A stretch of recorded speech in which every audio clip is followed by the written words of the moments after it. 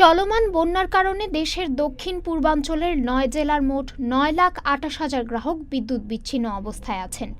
বিদ্যুৎ, জ্বালানি ও খনিজ সম্পদ মন্ত্রণালয় শনিবার ২৪ আগস্ট এ তথ্য জানায়।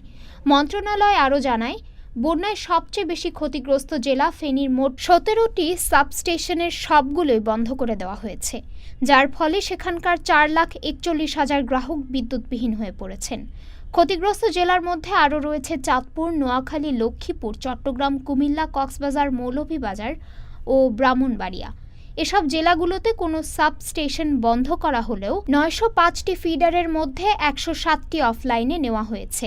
বিদ্যুৎ, জ্বালানি ও খনিজ সম্পদ মন্ত্রণালয়ের তথ্যানুসারে নোয়াখালীতে ২,১৮,০০০, কুমিল্লায় ১,৫২,০০০, চট্টগ্রামে ৭৮,০০০ এবং লক্ষ্মীপুরে ১৫,০০০ গ্রাহক বর্তমানে বিদ্যুৎবিহীন। ডেস্ক রিপোর্ট, আজ বার্তা, ঢাকা।